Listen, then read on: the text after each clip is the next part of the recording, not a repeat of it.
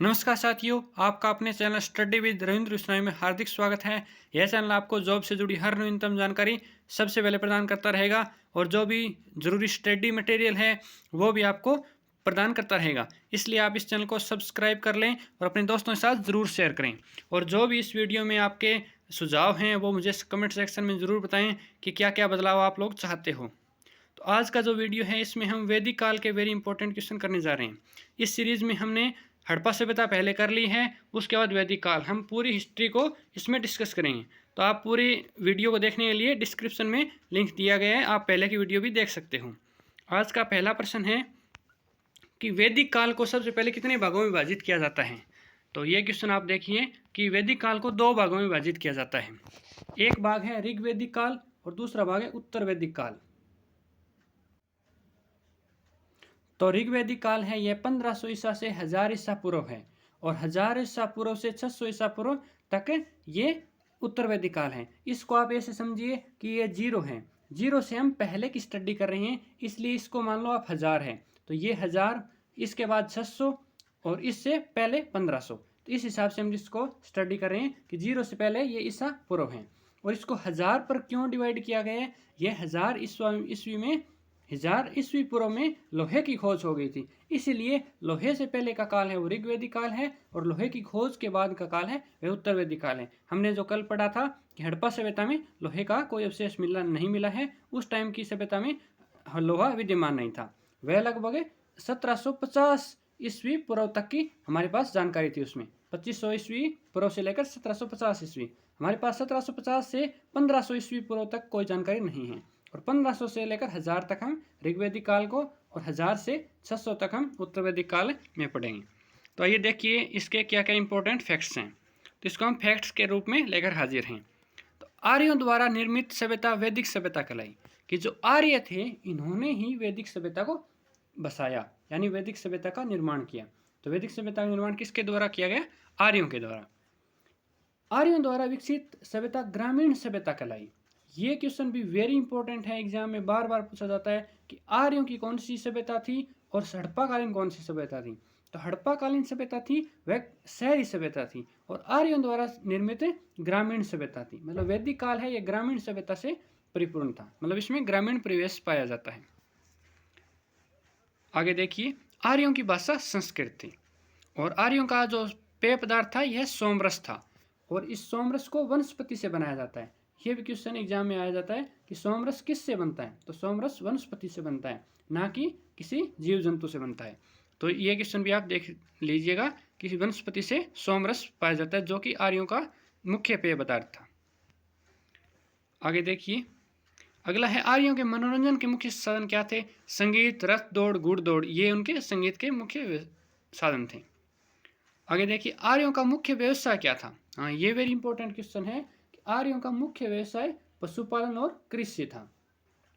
पशुपालन इसमें नया ऐड हो गया। जो हड़प्पा सभ्यता थी उसमें कृषि ही मेन था, कि उन लोगों को सिर्फ कृषि की समझ थी, पशुपालन की इतनी समझ नहीं थी।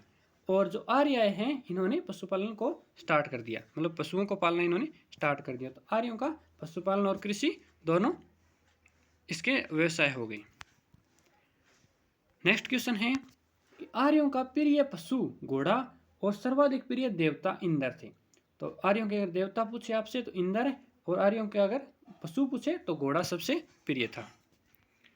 नेक्स्ट फैक्ट देखिए, अगला है कि मनुष्य और देवता के बीच मध्यस्थ की भूमिका निभाने वाले देवता के रूप में अग्नि की पूजा की जाती थी।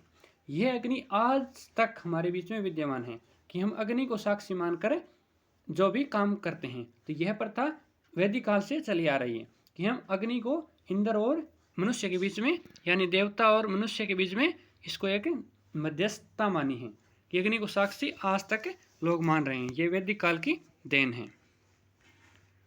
आगे देखिए, आर्यों के बाद जो भारत था यह 16 महाजनपदों में बंट गया।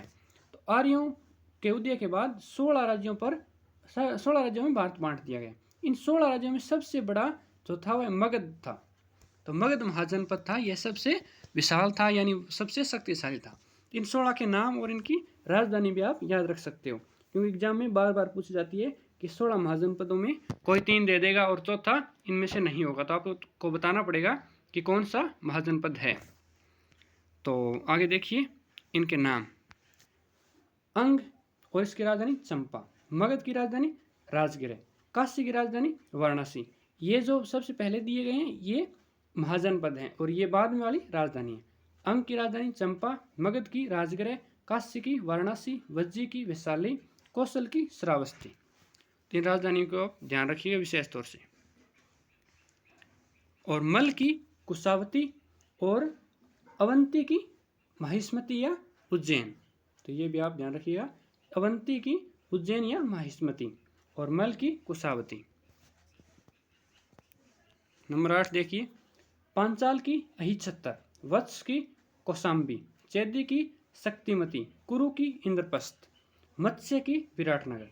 मत्स्य प्रदेश तो आज भी जो राजस्थान है उसका एक भाग है अलवर वाला, उसको आज भी मत्स्य नगर या विराटनगर के नाम से जाना जाता है।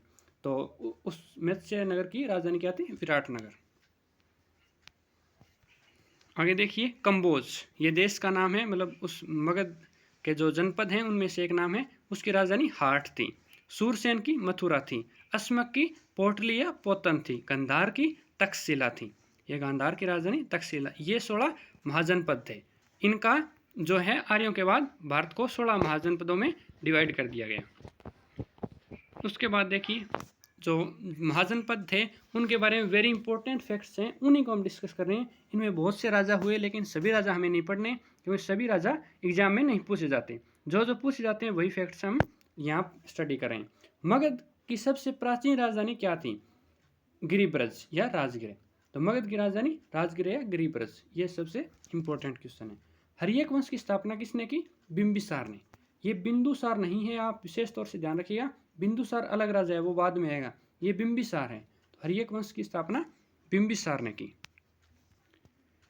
बिंबिसार बौद्ध धर्म का अनुयायी था। यह भी क्वेश्चन आता है एग्जाम में कि बौद्ध धर्म का था या जैन धर्म का था। तो बिंबिसार बौद्ध धर्म का अनुयायी था। इसकी मृत्यु इसके पुत्र ने की, अजातशत्रु ने।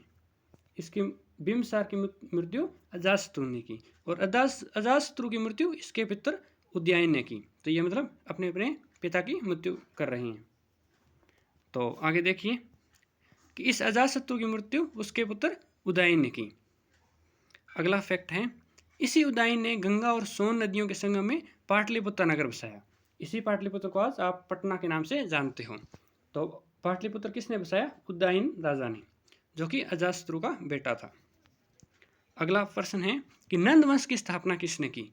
नंद वंश, जिसका महापद्मनंद ने इसकी स्थापना की। और इस वंश का आखिरी राजा कौन था?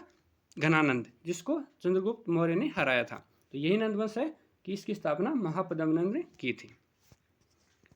अगला प्रश्न है, नंद वंश के समय मैसेडोनिया के सरदार सिकंदर ने भारत पर आक्रमण किया।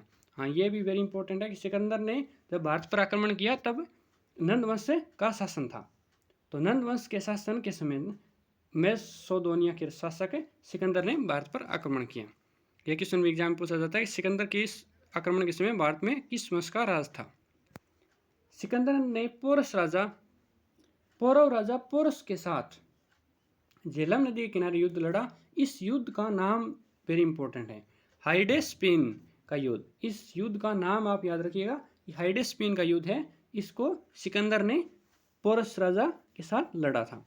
इस युद्ध का नाम बार बार एग्जाम में पूछा जाता है कि इस युद्ध को क्या नाम है और किस नदी के किनारे लड़ा गया? झेलम नदी के किनारे लड़ा गया।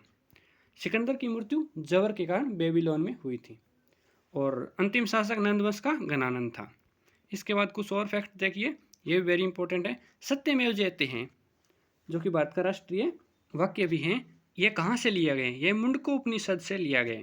ये क्वेश्चन एग्जाम में आता है कि सत्यमेव जयते कहाँ से लिया गया? HSC में तो बहुत बार पूछा गया क्वेश्चन है कि ये कहाँ से लिया गया? मुंडको उपनिषद से लिया गया है। अगला प्रश्न है, महाभारत का पुराना नाम क्या है? जय संहिता। महाभारत का पुराना नाम जय संहिता है। उसके आगे देखिए आप, उपनिषदों की संख्या कितनी है?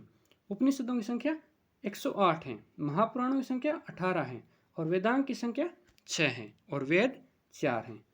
4 वेद हैं, वेदांग 6 है, महापुराण 18 है और उपनिषद 108 है। तो इनको आप विशेष तौर से ध्यान रखिएगा कि किसकी संख्या कितनी है। ये क्वेश्चन भी एग्जाम में बार बार आते हैं कि उपनिषदों की संख्या बताइए या महापुराणों की बताइए या वेदांग की बताइए। और वेद तो आप सबको पता ही है कि 4 है। आपने हमारा पूरा वीडियो देखा, इसके लिए आपका बहुत बहुत धन्यवाद। इस वीडियो को ज़्यादा से ज़्यादा शेयर करें।